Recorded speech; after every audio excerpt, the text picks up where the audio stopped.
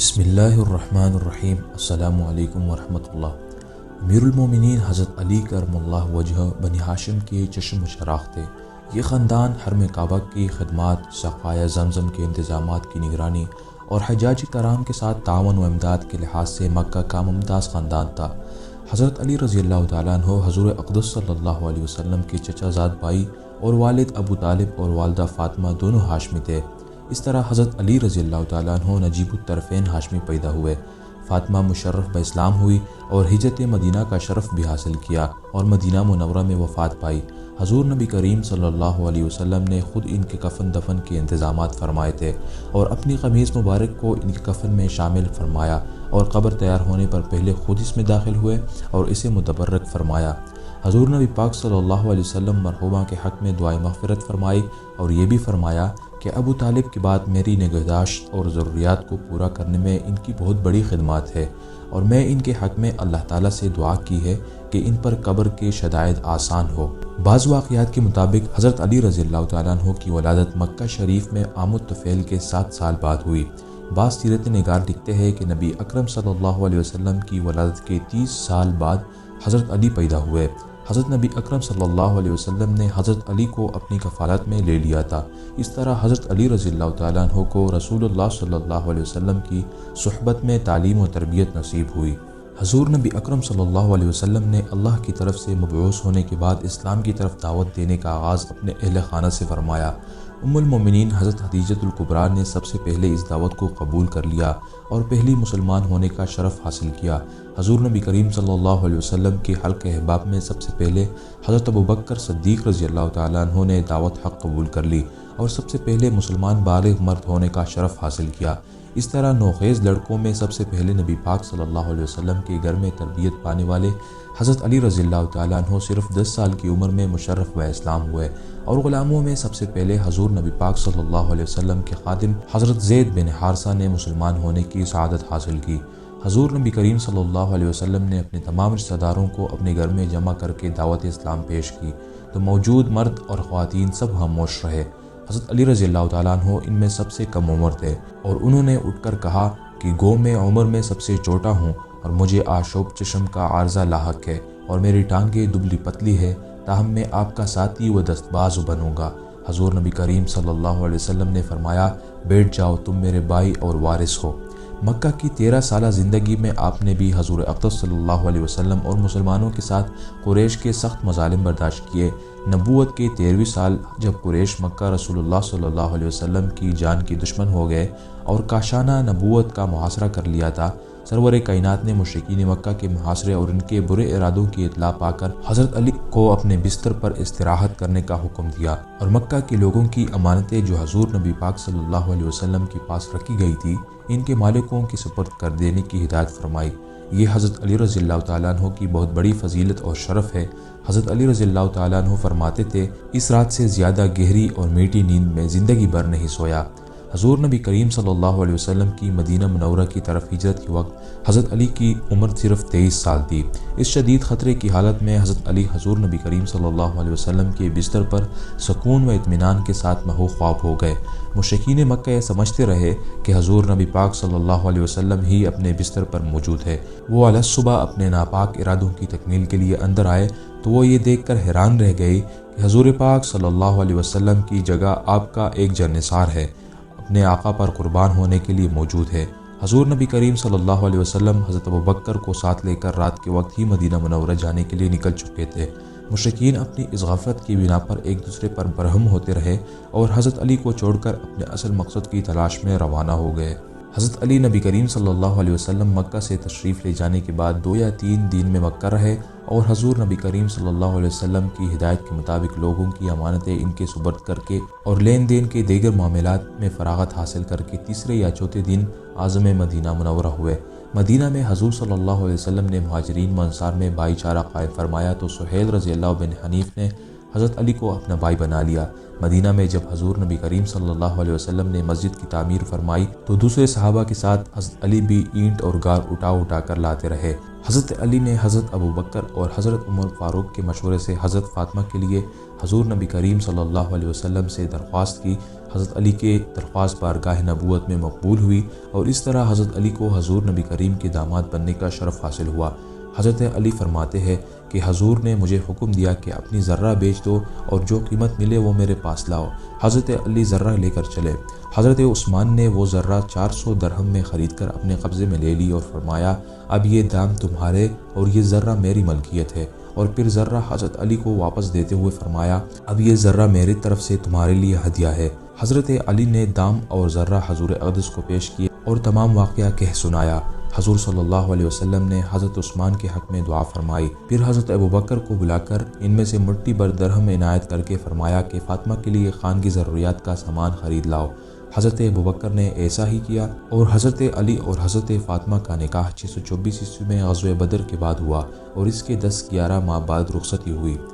مدنی زندگی میں حضرت علی تمام غزوات میں پیش رہے۔ اکثر غزوات میں اسلامی لشکر کے علمبردار آپ ہی ہوتے تھے۔ تمام معرکوں میں آپ نے شجاعت و جوان مردی کی مثالی کارنامے انجام دیے۔ غزوہ بدر میں 313 جانثاروں میں صحابہ میں حضرت علی نمایاں تھے۔ نبی اکرم کے 2 سیاہ جھنڈوں میں سے ایک حضرت علی کے ہاتھ میں تھا۔ بدر کے میدان میں پہنچتے ہی حضور نے دشمن کی نقل و حرکت کا پتہ چلانے کے لیے حضرت علی کو چند منتخب جانثاروں کے ساتھ بھیجا۔ انہوں نے نہایت خوش اسلوبی کے ساتھ یہ خدمت انجام دی اور مجاہدین اسلام نے مشرکین سے پہلے پہنچ کر بدر کے اہم مقامات پر قبضہ کر لیا۔ 17ویں رمضان کو جنگ کی ابتدا میں قاعدہ کے مطابق پہلے تنہا مقابلہ شروع ہوا تو مشرکین کی طرف سے 3 بہادر جنگجو نکلے اور 3 انصاری مسلمانوں نے ان کی دعوت پر لبیک کہا اور آگے بڑھے، لیکن مشرکین نے انکار کر دیا اور حضور صلی اللہ علیہ وسلم سے پکار کر کہا کہ ہمارے مقابلے میں ہمارے ہمسر قبیلہ قریش کی آدمی بھیجو۔ اس پر حضور صلی اللہ علیہ وسلم نے اپنے خاندان کے 3 قریبی عزیزوں حضرت حمزہ، حضرت علی اور حضرت ابو عبیدہ بن حارث کو میدان میں بھیجا۔ حضرت علی نے اپنے حریف ولید کو ایک ہی وار میں تہ و تیغ کر دیا۔ اس کے بعد جپٹ کر حضرت ابو عبیدہ کی مدد کی اور ان کے حریف کو بھی قتل کر دیا۔ اس کے بعد عام جنگ شروع ہوئی تو حضرت علی نے اپنی شجاعت کی جوہر دکھائے اور بہت سے کفار کو جہنم واصل کیا۔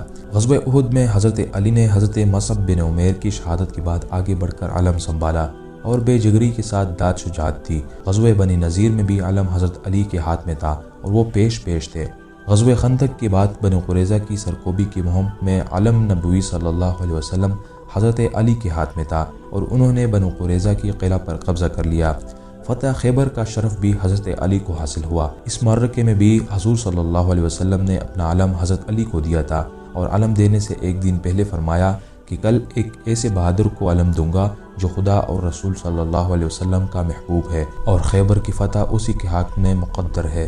اس معرکے میں حضرت علی خیبر کی یہودیوں کے سردار مرہب کو ایک ہی وار میں ڈھیر کر دیا تھا اور حیرت انگیز شجاعت کے ساتھ خیبر کے مضبوط قلعوں کو فتح کر لیا۔ فتح مکہ کے موقع پر حضور نبی کریم صلی اللہ علیہ وسلم نے حضرت علی کو حکم دیا کہ وہ حضرت سعد بن عبادہ سے علم لے کر مکہ معظمہ میں داخل ہو جائے۔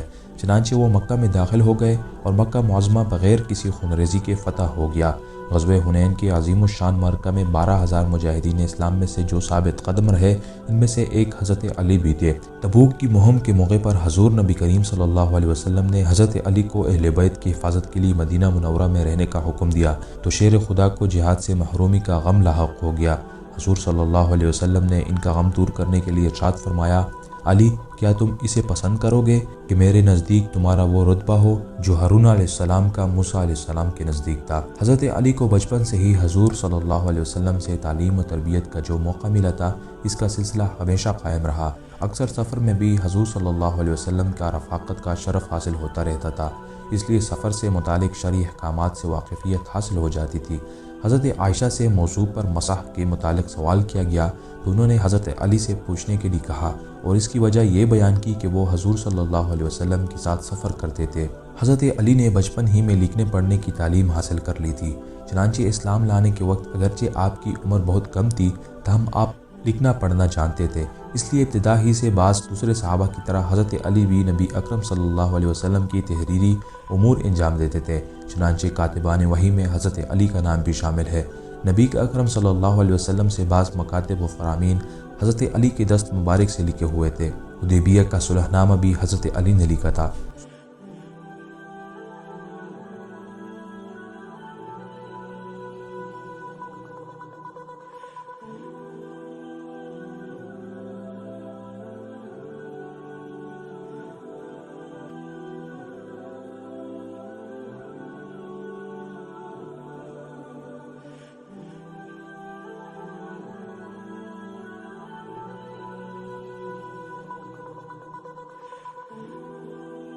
اسلام کے علوم و معارف کا اصل سرچشمہ قرآن پاک ہے۔ حضرت علی اس سرچشمہ سے پوری طرح سے راب ہوئے تھے۔ انہوں نے حضور صلی اللہ علیہ وسلم کی زندگی میں نہ صرف پورا قرآن زبانی یاد کر لیا تھا بلکہ اس کی ایک ایک آیت کے معنی اور شان نزول سے بھی واقف تھے۔ حضرت علی کا شمار مفسرین قرآن کے اعلیٰ طبقہ میں ہوتا ہے اور صحابہ کرام میں حضرت ابن عباس کے سوا اس کمال میں حضرت علی کا کوئی شریک نہیں۔ حضرت علی نے بچپن سے لے کر حضور نبی کریم صلی اللہ علیہ وسلم کی وفات تک پورے 30 سال حضور صلی اللہ علیہ وسلم کی خدمت اور رفاقت میں بسر کیے تھے اور سفر و حضر میں حضور صلی اللہ علیہ وسلم کے ساتھ رہے۔ پہلے 3 خلفائے راشدین کے عہد میں دعوت و ارشاد اور قضاء کی خدمت میں حضرت علی کی سپرد رہی اور اپنے زمانے خلافت میں بھی حضرت علی کا فیض جاری رہا۔ حضرت علی کی روایت حدیث کی تعداد 586 ہے۔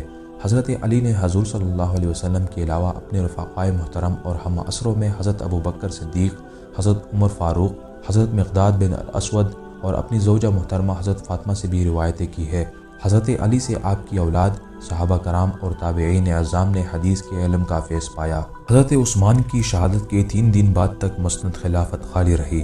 اس وقت عملی طور پر مدینہ پر بلوائیوں کا قبضہ تھا۔ وہ حضرت علی سے اصرار کر رہے تھے لیکن آپ نے منع فرمایا۔ آخر مدینہ کی اصحاب الرائے صحابہ کی تائید و اصرار کے بعد اس خیال سے کہ کہیں مسلمانوں کی جمعیت منتشر نہ ہو جائے، 20 جون 656 عیسوی کو اتوار کے دن آپ نے اس منصب کو قبول فرمایا اور مسجد نبوی میں آپ کے ہاتھ پر بیعت عام ہوئی۔ اس وقت حالات نہایت نازک تھے۔ ہر طرف فتنے فساد سر اٹھا رہے تھے، طرح طرح کی گروہ بندیاں پیدا ہو گئی تھی اور سارا نظام درہم برہم ہو چکا تھا۔ مدینہ میں باغیوں اور شورش پسندوں کا زور تھا۔ حضرت علی کا پورا دور خلافت انہی ہنگاموں کی نظر ہو گیا اور آپ رضی اللہ تعالیٰ عنہ کو ایک دن بھی اطمینان اور سکون سے بیٹھ کر حکومت کرنے کا موقع نہ مل سکا اور بالآخر انہی فتنوں کی آندھیوں نے آپ کی شمع حیات کو گل کر دیا۔ حضرت امیر معاویہ رضی اللہ تعالیٰ عنہ حضرت عثمان کے قریبی عزیز اور شام کے گورنر تھے۔ سوائیوں نے حضرت عثمان کا خون آلود کرتا اور حضرت نائلہ رضی اللہ تعالیٰ عنہ کی کٹی ہوئی انگلیاں فی الفور دمشق کی جامع مسجد میں لے جا کر رکھ دی اور مشہور کیا کہ حضرت علی نے خلیفہ وقت کو قتل کروا کر خود خلافت پر قبضہ کر لیا ہے۔ ادھر حضرت امیر معاویہ کے پاس حضرت علی کی طرف سے مطالبہ بیعت کا پیغام پہنچا۔ اس وقت دور بیٹھے ہوئے حضرت معاویہ کو فتنہ کی اس شدت اور سنگینی کا اندازہ نہ ہو سکا جو اس وقت باغیوں نے مدینہ میں پیدا کر رکھی تھی اور جس کی وجہ سے فوراً قاتلان عثمان کا سراغ لگانا اور ان سے قصاص لینا ممکن نہ تھا۔ حضرت معاویہ نے حضرت علی کو پیغام بھیجا کہ میں بیعت کے لیے تیار ہوں لیکن شرط یہ ہے کہ پہلے قاتلان عثمان سے قصاص لیا جائے۔ حضرت علی خود بھی یہی چاہتے تھے اور قاتلوں کی تحقیق کرا چکے تھے لیکن چونکہ یہ باہر کے لوگ تھے اس لیے ان کا فوری طور پر پتہ لگانا ناممکن تھا۔ یہ وہ صورتحال تھی جس نے قدرتی طور پر بدگمانی کی فضا پیدا کر دی تھی۔ یہ صورتحال جاری تھی کہ ام المومنین حضرت عائشہ صدیقہ کو حج سے واپس آتے ہوئے اس عظیم سانحہ کی اطلاع مل چکی تھی۔ چنانچہ فتنہ پروروں نے حاشیہ آرائی کر کے ان کو بھی حضرت علی کی طرف سے بدگمان کر دیا اور وہ اصلاح حال کے لیے مدینہ تشریف لائی، مگر لوگوں نے اصرار کر کے انہیں عراق میں بصرہ کی طرف جانے پر آمادہ کر لیا۔ یہاں حضرت طلحہ اور حضرت زبیر بھی ام المومنین کے ساتھ شامل ہو گئے اور ایک لشکر آپ کے ساتھ جمع ہو گیا۔ حضرت علی کو جب اس کی اطلاع ملی تو آپ بھی عراق کی طرف روانہ ہوئے۔ یہ حضرت علی اور حضرت عائشہ کے لیے انتہائی سخت اور نازک مرحلہ تھا کیونکہ دونوں ایک دوسرے کے مقام اور مرتبے سے واقف تھے۔ دراصل کوئی بھی ایک دوسرے سے لڑنا نہیں چاہتا تھا، مقصد تو صرف اصلاح احوال تھا۔ چنانچہ حضرت علی نے ایک بزرگ صحابی قیقطاع ابن عمر کو ام المومنین کی خدمت میں بھیجا اور صلح کی گفتگو شروع ہوئی اور معاملہ باحسن طریقے سے انجام پا گیا، لیکن درمیان میں ایک نیا فتنہ کھڑا ہو گیا جس نے کئی کرائے پر پانی پھیر دیا۔ حضرت علی کی فوج میں قاتلان عثمان اور عبداللہ بن سبا کی جماعت کے لوگ شامل تھے جس کے لیے یہ مصالحت نہایت خطرناک تھی۔ چنانچہ انہوں نے رات کی تاریکی میں حضرت عائشہ کی فوج پر شب خون مارا جس سے ام المومنین کی فوج کو گمان ہوا کہ فریق مخالف نے حملہ کر دیا ہے۔ چنانچہ جنگ شروع ہو گئی۔ دوران جنگ حضرت علی نے حضرت زبیر اور حضرت طلحہ کو بلا کر گفتگو کی جس کے بعد ان کی بدگمانی دور ہو گئی۔ حضرت طلحہ جنگ سے کنارہ کش ہو گئے لیکن مروان بن حاکم نے ان پر تیر چلا کر ان کو شہید کر دیا۔ اس طرح حضرت زبیر کو بھی واپس جاتے ہوئے ابن جرموز نے جب آپ رضی اللہ عنہ نماز میں سر بسجود تھے قتل کر دیا۔ وہ آپ کی تلوار لے کر حضرت علی کے پاس آیا اور اطلاع دی۔ آپ رضی اللہ تعالیٰ عنہ کو بے حد صدمہ ہوا۔ آپ نے قاتل کو دوزخ کی بشارت دی اور حضرت زبیر کی تلوار ہاتھ میں لے کر فرمایا یہ وہ تلوار ہے جو بارہا رسول اللہ صلی اللہ علیہ وسلم کے سامنے سے مصیبتوں کے بادل چھانٹتی رہی۔ ام المومنین حضرت عائشہ ایک اونٹ پر سوار تھی۔ مسلمانوں کی خون ریزی روکنے کے لیے حضرت عائشہ کی اونٹ کو بٹھانا ضروری تھا، چنانچہ حضرت علی کے حکم سے ایک شخص نے اونٹ کی کھونچیں کاٹ دی اور اونٹ کے بیٹھنے کے بعد جنگ بند ہو گئی۔ حضرت علی بے حد مغموم تھے۔ آپ نے منع کرا دی کہ کسی بھاگنے والے کا تعاقب نہ کیا جائے اور نہ ہی مال غنیمت لوٹا جائے۔ آپ خود ام المومنین کے پاس مزاج برسی کے لیے گئے اور ان کو عزت و احترام کے ساتھ بصرہ میں چند دن ٹھہرایا اور پھر ان کو ان کے بھائی محمد بن ابی بکر کے ساتھ مدینہ روانہ کر دیا اور ایک منزل تک مشائیت کے لیے حضرت حسن اور حضرت حسین کو ساتھ بھیجا۔ جنگ جمل کے بعد حضرت علی نے مدینہ منورہ کے بجائے کوفہ کو دارالخلافہ مقرر فرمایا اور یہی قیام فرمایا۔ وجہ یہ تھی کہ آپ حرم نبوی صلی اللہ علیہ وسلم کو فتنوں کی آگ سے محفوظ رکھنا چاہتے تھے۔ حضرت معاویہ کو پھر آپ نے بیعت کی دعوت دی، لیکن کوئی نتیجہ برآمد نہ ہوا، بلکہ انہوں نے حضرت عثمان کے قاتلوں کو حوالہ کرنے کا مطالبہ کیا۔ حضرت علی نے لوگوں کو جمع کر کے حضرت معاویہ کا خط پڑھنے کا حکم دیا۔ خط سن کر لوگ چیخ چیخ کر کہنے لگے، ہم سب قاتلان عثمان ہیں۔ خود حضرت معاویہ کی ایلچی ابو مسلم نے محسوس کیا کہ ان حالات میں حضرت علی کے لیے ممکن نہیں کہ وہ تمام یا چند لوگوں کو حضرت معاویہ کے حوالے کر دے۔ چنانچہ حضرت علی نے خط کا جواب لکھ کر حضرت معاویہ کو مطمئن کرنے کی کوشش کی، لیکن اس کا بھی کوئی نتیجہ برآمد نہ ہو سکا اور جنگ کی تیاری شروع ہو گئی۔ مجبور ہو کر حضرت علی کو شام کی طرف جانا پڑا۔ صفین کے مقام پر دونوں فوجیں ایک دوسرے کے مقابل ہوئی۔ مسلسل 3 ماہ تک مصالحت کی کوشش ہوتی رہی اور آخرکار جمادی الاخر کے آغاز میں جنگ شروع ہو گئی۔ عین اسی وقت جب حضرت علی کی کامیابی صاف نظر آ رہی تھی، مخالف فوج نے نیزوں پر قرآن مجید بلند کر دیے۔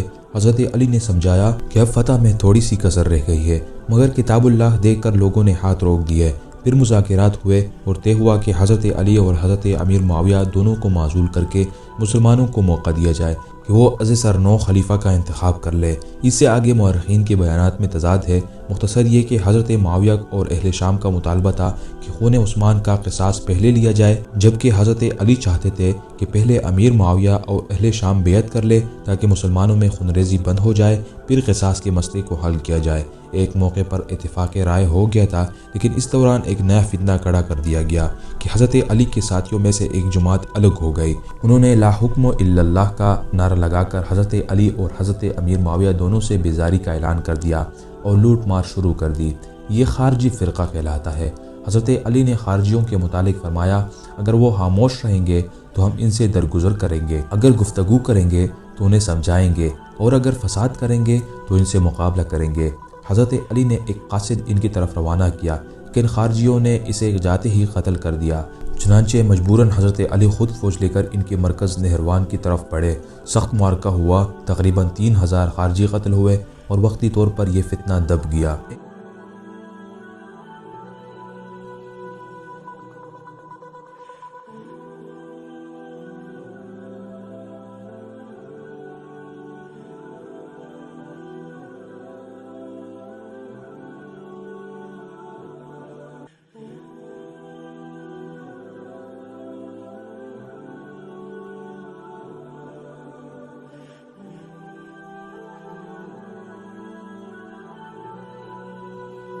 تو عہد فاروقی پھر لوٹ کر آ جاتا۔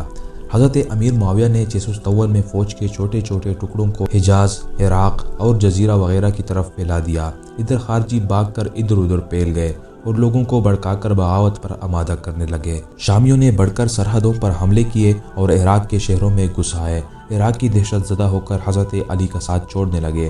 حضور صلی اللہ علیہ وسلم سے آپ کو معلوم ہو چکا تھا کہ اس ولی کا ایک شخص آپ کو قتل کر دے گا۔ جب آپ تنگ آ جاتے تو خطبوں میں اکثر فرمایا کرتے تھے کہ بدبخت نے کیوں دیر لگا رکھی ہے۔ 661 عیسوی میں حضرت امیر معاویہ کی فوج کی ایک دستہ نے حجاز پر حملہ کر دیا۔